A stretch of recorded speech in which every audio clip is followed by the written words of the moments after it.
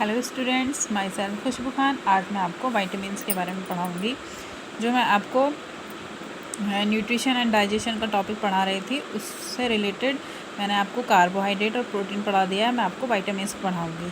देखिए, TGT PGT exams में vitamin से रिलेटेड बहुत क्वेश्चंस पूछे जाते हैं। ठीक है, अब देखिए, वाइटामिन्स जो होते हैं इनकी बहुत छोटी मात्रा ही हमारी बॉडी के लिए काफ़ी लाभदायक होती है, क्योंकि जो वाइटामिन्स होते हैं हमारी मेटाबॉलिक जो प्रोसेस होती है उसको मेटाबॉलिक प्रोसेस होने में मदद करते हैं। हालांकि हमें विटामिन से एनर्जी तो नहीं मिलती, ठीक है, लेकिन हमारी जो बॉडी की मेटाबॉलिक एक्टिविटी होती है ना, metabolic process like anabolic and catabolic जो प्रोसेस होती है उनमें अपना कंट्रीब्यूशन करते हैं और उनको ऐसी प्रोसेस होने में हेल्प करते हैं। ठीक है, या तो ये कैटालिटिक के रूप में फंक्शन करते हैं या फिर कोफैक्टर के रूप में।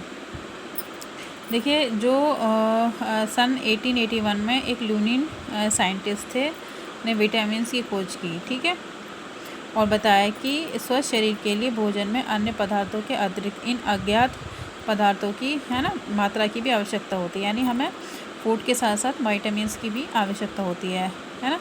एक साइंटिस्ट थे इग्जमैन ने क्या करा था, इनका जो कंट्रीब्यूशन था उसको समर्थन किया। ठीक है, और पता लगा है कि जो बेरी रोग होता है, रोग आहार में पॉलिश किए हुए चावल की बहुतायत से होता है। ठीक है, दो साइंटिस्ट थे, हॉपकिंस और फिंक, उन्होंने वाइटामिन्स थ्योरी दी थी। ठीक है, फुंक एक साइंटिस्ट थे जिन्होंने चावल की छीलन से बेरी रोग होने वाले पदार्थों को सेपरेट किया था, है ना। तो फुंक ने क्या करा था, वाइटामिन्स नाम दिया था टर्म। ठीक है, वाइटामिन्स को डिस्कवर किया था लूनिन ने। इज़िकमैन ने क्या करा था, लूनिन की जो थ्योरी थी, उनका जो कंसेप्ट था उसको उन्होंने समर्थन दिया था। हॉपकिंस और फुंक ने क्या किया था, वाइटामिन्स थ्योरी दी थी, और जो फुंक साइंटिस्ट थे उन्होंने वाइटामिन्स टर्म दिया था। ठीक है, वाइटामिन्स को डिस्कवर किया था लूनिन ने और वाइटामिन्स टर्म दिया था एक फुंक साइंटिस्ट थे उन्होंने। अब देखिए, वाइटामिन्स का मीनिंग क्या होता है, वाइटा। ठीक है, विटामिन एक लैटिन टर्म है। वाइटा का मतलब होता है लाइफ और एमिन का मतलब होता है इसेंशियल। ठीक है, जो लाइफ के लिए इसेंशियल होते हैं हम उनको वाइटामिन्स कहते हैं। अब देखिए, वाइटामिन्स क्या करते हैं, वाइटामिन्स हमारी बॉडी में होने वाली जो केमिकल रिएक्शन होती हैं उनको होने में मदद करते हैं। ठीक है, अब ये या तो ये कैटालिटिक की तरह फंक्शन करते हैं या फिर एक कोफैक्टर की तरह फंक्शन करते हैं। ठीक है, अब देखिए, हमारी बॉडी में ये वाइटामिन्स आते कहाँ से हैं। देखिए, हमारी बॉडी कुछ ही वाइटामिन्स को सिंथेसाइज कर सकती है, बाकी हमें जो और अदर वाइटामिन्स होते हैं वो हम अपने फूड से लेते हैं। अब बात होती है कि फूड में ये वाइटामिन्स कहाँ से आए, क्योंकि जो प्लांट्स होते हैं ना, इन विटामिन्स का सिंथेसिस करके अपनी बॉडी में स्टोर कर लेते हैं, और जब हम उस प्लांट को ईट करते हैं तो वो वाइटामिन उस प्लांट के हमारी बॉडी में चले जाते हैं। ठीक है, फूड के थ्रू। अब हमारी बॉडी में केवल नियासिन और विटामिन डी का है ना, विटामिन डी का हमारे शरीर में सिंथेसिस होता है, परंतु जो शेष विटामिन्स होते हैं वो हम अपने फूड से ऑब्टेन करते हैं। अब देखिए, विटामिन्स को हम दो कैटेगरी में डिवाइड करते हैं, एक जो वाटर में सॉल्युबल होते हैं और एक जो फैट में सॉल्युबल होते हैं। जो वाटर में सॉल्युबल होते हैं, है ना, देखिए, जो हमारी बॉडी में जैसे हमने खाना खाया, खाना खाने के बाद में जो हमारी बॉडी में एक्सेस अमाउंट में जो वाइटामिन्स होते हैं, अगर वो वाटर में सॉल्युबल हैं तो हमारे यूरिन के थ्रू वो बॉडी से पास आउट हो जाते हैं, बॉडी से रिलीज़ हो जाते हैं। ठीक है, लेकिन जो फैट में है ना, फैट में जो सॉल्युबल वाइटामिन्स होते हैं तो वो हमारी बॉडी में जो आवश्यकता से अधिक वाइटामिन्स होते हैं वो फैट के साथ हमारी बॉडी में स्टोर्ड हो जाते हैं, जैसे फैट होता है। तो कहने का मतलब ये होता है कि वाइटामिन्स को दो कैटेगरी में डिवाइड किया गया है, एक वाटर में सॉल्युबल और एक फैट में सॉल्युबल। वाटर में सॉल्युबल जो होंगे, जो हमारी बॉडी में एक्सेस अमाउंट में कुछ वाइटामिन चले जाते हैं, वो वाटर में सॉल्युबल होते हैं, तो वो हमारी यूरिन के थ्रू बॉडी से पास आउट हो जाते हैं। तो जो वाटर में सॉल्युबल वाइटामिन्स होते हैं उनकी ज़रूरत हमारी बॉडी में डेली पड़ती है, और जो फैट में सॉल्युबल विटामिन्स होते हैं वो हमारी बॉडी में फ़ैट के साथ साथ हमारी बॉडी में स्टोर्ड हो जाते हैं। तो कहने का मतलब ये है, फ़ैट में सॉल्युबल विटामिन की आवश्यकता हमें डेली नहीं पड़ती, लेकिन वाटर में जो सॉल्युबल होते हैं इसकी हमें आवश्यकता डेली पड़ती है। अब देखिए, मैं आपको वाटर में सॉल्युबल वाइटामिन बताऊंगी कि वाटर में सॉल्युबल वाइटामिन कौन कौन से होते हैं। देखिए, वाटर में सॉल्युबल विटामिन हैं, एक विटामिन बी। ठीक है, सर्वप्रथम ज्ञात विटामिन जिसे फुंक ने 1912 में चावल की छीलन से प्राप्त किया, जल में घुलनशील और नाइट्रोजन युक्त था। मतलब कि जो फंक ने डिस्कवर किया था वो विटामिन बी था। फिर धीरे धीरे आगे चल के क्या हुआ, विटामिन बी की बहुत सारी कैटेगरी मिली, ठीक है। अब उनमें से हम एक का स्टडी करते हैं, जैसे विटामिन बी1, जिसका साइंटिफिक नाम हम पढ़ेंगे थायमिन, ठीक है। विटामिन टीजीटी पीजीटी एग्ज़ाम में बहुत पूछा जाता है कि बी1 का नाम क्या है, ठीक है। हम किस नाम से इसको जानते हैं, विटामिन बी को थायमिन नाम से जानते हैं, है ना। इस विटामिन को फुंक ने 1912 में क्या करा था, चावल की जो छीलन थी उससे आइसोलेट किया था, ठीक है। फिर एक साइंटिस्ट आए विलियम, इन्होंने क्या किया, दोबारा से चावल की छीलन से क्या करा, विटामिन्स को आइसोलेट किया, है ना, और उसका जो मॉलिक्यूलर स्ट्रक्चर था उसको ज्ञात करा, मॉलिक्यूलर स्ट्रक्चर, ठीक है। फिर उसके बाद में एक साइंटिस्ट आए जैनसन ने क्या करा, उस विटामिन्स के क्रिस्टल बनाए, ठीक है, क्रिस्टल बनाए। यानी फुंक ने मतलब कि सबसे पहले विशुद्ध रूप में आइसोलेट किया था। विलियम ने क्या करा, उसकी मॉलिक्यूलर स्ट्रक्चर को डिस्कवर किया। जैनसन ने क्या करा, उन्होंने उस विटामिन्स की क्रिस्टल बनाए। अब देखिए जो ये विटामिन्स होता है, ये कार्बोहाइड्रेट तथा वसाओं के ऑक्सीकरण उपापचय, है ना, उपापचय में कार्बनिक पदार्थों से, जो कार्बनिक पदार्थ होते हैं उनमें जो CO2 होती है ना, हटाने वाली अभिक्रियाओं को प्रेरित करने वाले एंजाइम्स तथा कार्बोक्सिलिक एंजाइम्स के कोफैक्टर का एक घटक है। मतलब इसमें क्या होता है, जो किसी भी जैसे कार्बोहाइड्रेट है या फैट्स है, जब उनका मेटाबॉलिज्म होता है तो उससे क्या होता है, उनमें CO2 हटाने के लिए जो एंजाइम्स होते हैं उनका एक तरह से कोफैक्टर के रूप में ये फंक्शन करता है। तो अब हमारी बॉडी की जो तंत्रिका तंत्र होता है, यानी नर्वस सिस्टम है, मसल्स है, हार्ट है, उनकी फिजियोलॉजी के लिए आवश्यक होता है, ठीक है। हमारा नर्वस सिस्टम, हमारी मसल्स और हमारे हार्ट की फिजियोलॉजी के लिए आवश्यक होता है। अब देखिए ये विटामिन बी1 किस में पाया जाता है, जैसे कि अनाज है ना, अनाज के छिलके हैं, दूध, हरी सब्ज़ी, आलू है, यीस्ट है, मांस है, मछली है ना, सोयाबीन है, मेवा वगैरह होती हैं, इनमें ये पाया जाता है विटामिन बी1, ठीक है। अब अगर सपोज़ अब ये विटामिन बी1 की हमारी बॉडी में लैक हो जाए, कमी हो जाए, तो किस पर इफ़ेक्ट पड़ेगा, हमारे नर्वस सिस्टम पर, है ना, और हमारे बॉडी में जो मेटाबॉलिक प्रोसेस हो रही हैं CO2 से रिलेटेड, है ना, तो वो ठीक से नहीं हो पाएंगी। तो इसमें काफ़ी सारी अनियमितता देखने को मिलती है इस विटामिन की कमी से। जैसे कि हमारा तंत्रिका तंत्र ऊर्जा के लिए लगभग पूरी तरह कार्बोहाइड्रेट उपापचय पर डिपेंड करता है। यानी हमारा नर्वस सिस्टम को एनर्जी कहाँ से चाहिए होती है, कार्बोहाइड्रेट के मेटाबॉलिज्म के थ्रू, ठीक है। इस विटामिन की कमी से फिर क्या होगा, हमारा नर्वस सिस्टम ठीक से काम नहीं कर पाएगा, हमारी मसल्स ठीक से काम नहीं कर पाती हैं, है ना। मसल्स ठीक से काम नहीं कर पाती तो पैरालिसिस होने की संभावना हो जाती है ना। जो हमारा हार्ट होता है, हार्ट की जो मसल्स होती हैं वो धीरे धीरे डैमेज होने लगती हैं, जिससे दिल की धड़कन बंद हो जाती है ना। अब CO2 का ठीक से वो क्या नहीं हो पा रहा, मेटाबॉलिज्म नहीं हो पा रहा, तो क्या होगा, अपच होगा, कब्ज़ होगा, है ना। इन तीनों लक्षणों को हम बोलते हैं बेरी डिजीज़, ठीक है।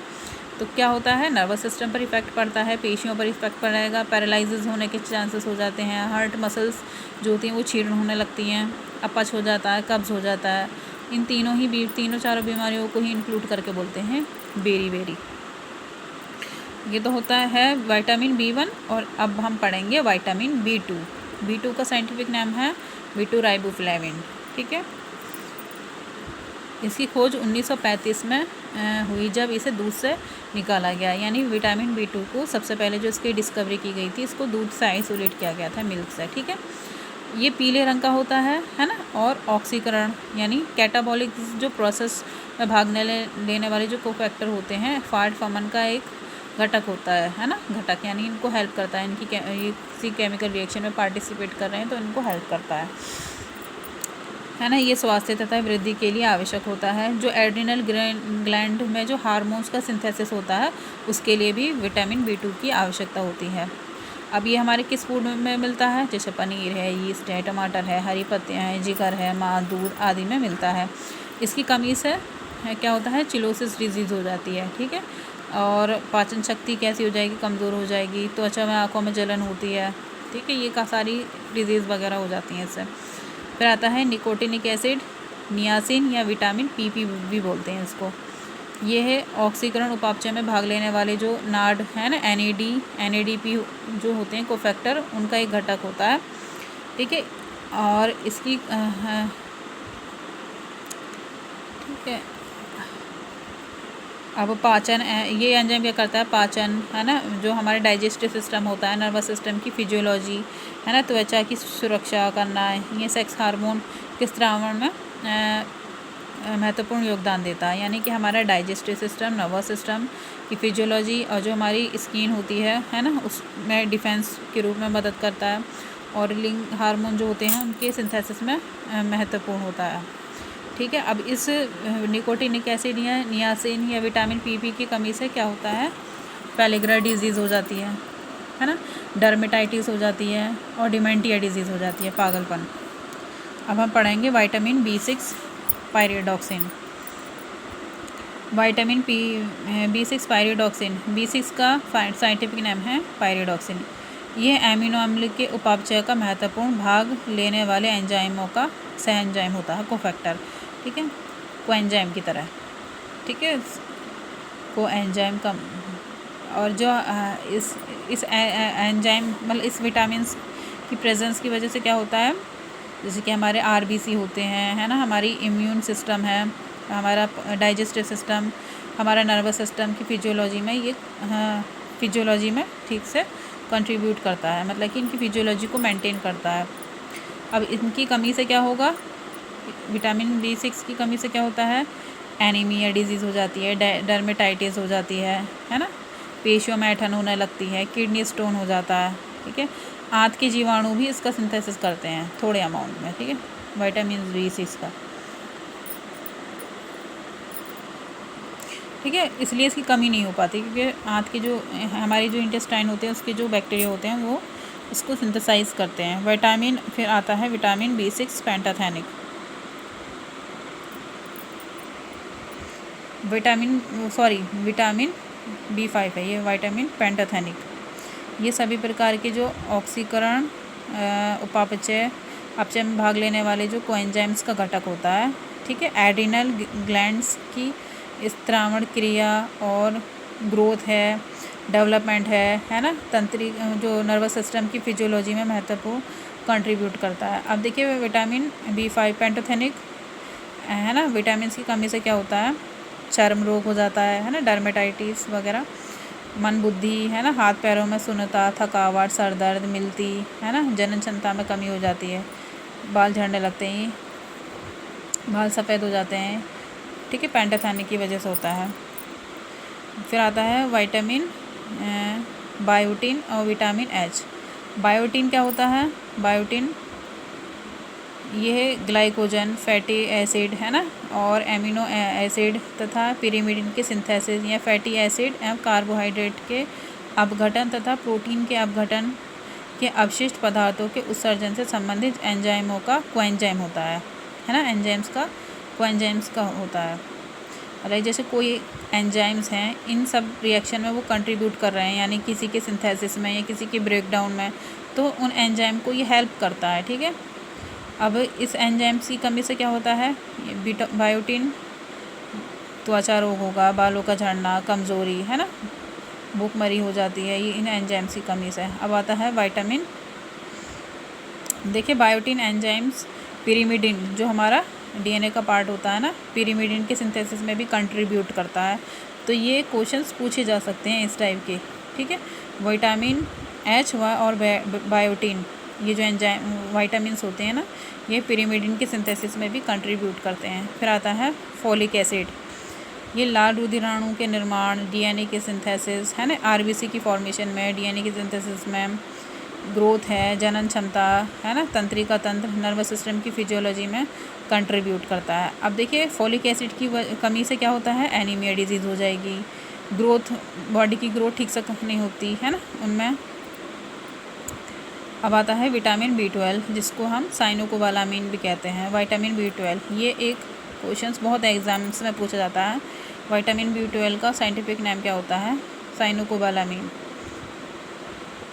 ये न्यूक्लिक एसिड के सिंथेसिस है ना, न्यूक्लिक एसिड यानी DNA RNA के सिंथेसिस, बोन मैरो में है ना, RBC के निर्माण में या और नर्वस सिस्टम की फिजियोलॉजी में भाग लेने वाले एंजाइम्स का कोएंजाइम है ना।